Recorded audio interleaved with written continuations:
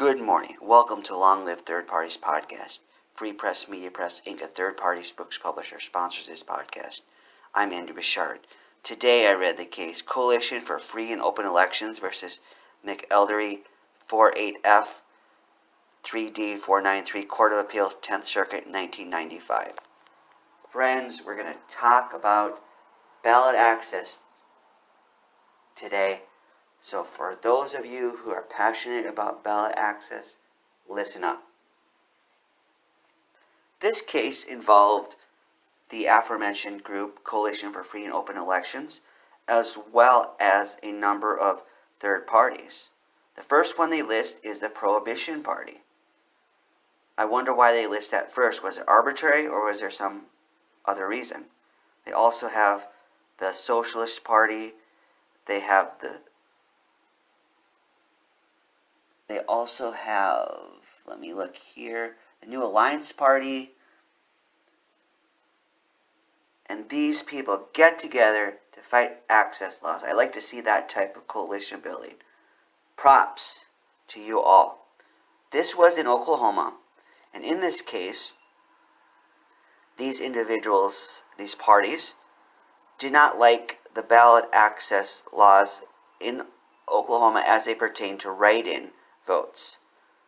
As the decision says, quote, the coalition, several minor political parties, their presidential and vice president candidates, and individuals who wanted to vote for them, challenged Oklahoma's election laws to the extent that such laws statutorily ban write-in voting in presidential and vice presidential elections. Specifically, appellants raised a First and 14th Amendment challenge to Oklahoma statute Title 26, number 7.127, number 1, which provides, if the name of any person is written on a ballot, said name shall not be counted. Appellants do not argue that every ban on write-in voting is unconstitutional. Instead, they argue that Oklahoma's ban as applied to presidential and vice presidential elections is unconstitutional when considered in conjunction with Oklahoma's other ballot access laws, end quote. I'd like to see them invoking the First Amendment. We here at Free Press Media Press have a mission to advance the First Amendment. We love third parties and we love the First Amendment, so when the two combine, it raises the awesomeness to a higher level.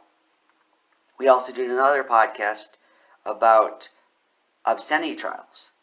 So we applaud that. Obscenity trials are different than ballot access trials, but we like to see the First Amendment advanced, wherever it may be. In this case,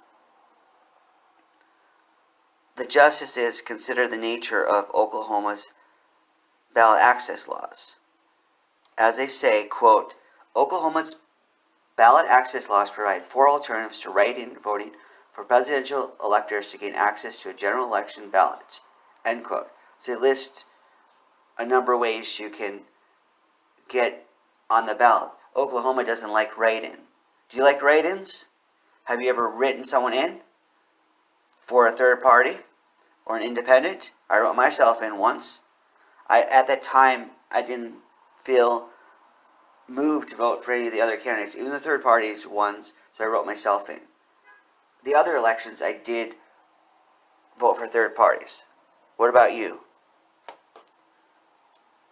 Ultimately, they conclude that the ballot access laws are fine in Oklahoma, according to them at least, not according to our friends. They also say it's okay for Oklahoma to ban write-in voting. They argue, I've never thought about this before, so the issue of whether write-in voting is valid or not, as they say, Oklahoma's challenge ban on write-in voting is presumptively valid, end quote, is something food for thought. I wonder if it could ever hurt third parties to have write-in voting. It doesn't seem to be the case, but maybe it could. Certainly worth considering the nature of write-in voting. As they say, quote, Oklahoma asserted this presumption and articulated a number of state interests furthered by its ban on write-in voting. These interests include discouraging unrestrained factionalism in the general election, limiting the general election to recognized parties and to those parties and candidates that are well supported as evidenced by their ability to meet the signature requirements, focusing the voters on major issues and candidates, and conserving state resources by reducing the risk that resources will be used to count votes for fictitious candidates or those unwilling or unqualified to serve in public office. End quote. Do you think any of those reasons are valid? Some of these we may have to consider.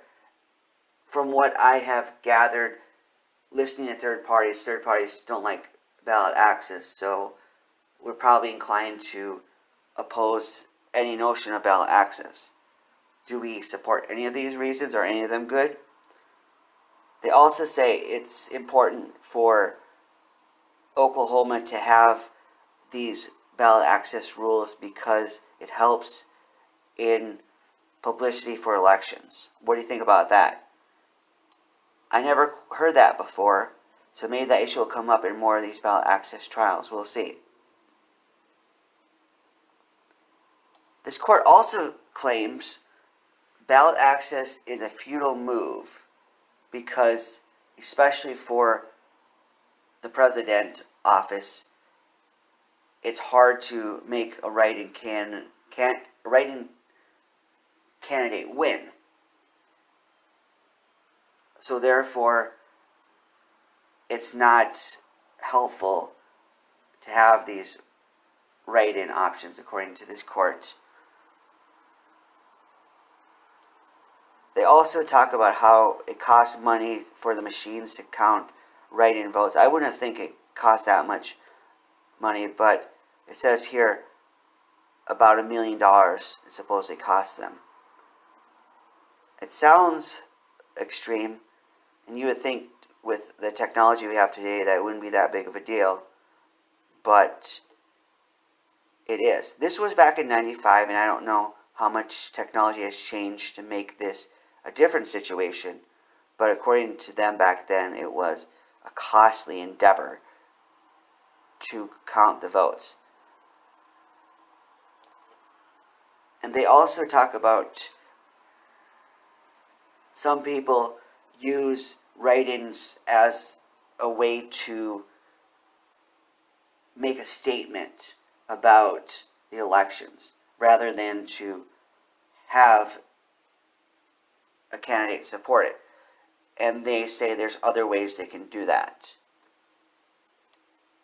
So ultimately they conclude the following. They say, quote, thus having determined that Oklahoma's ballot access laws do not impermissibly burden voters' constitutional rights and that Burdic's presumption of validity therefore attaches to Oklahoma's ban on write-in voting, we conclude that the appellant's interests are not enough to overcome that presumption.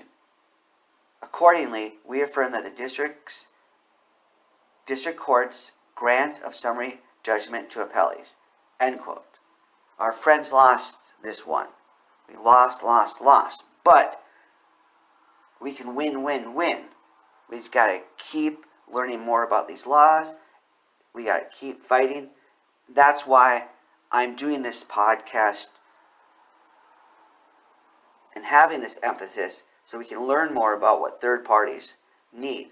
I want to learn more about these cases so we can get better in what we do in the courts. You and I may be in the courts someday. We might have to draft legal briefs. And in studying these cases, it helps us to see what we can do to improve and win one day. Long live third parties. Goodbye.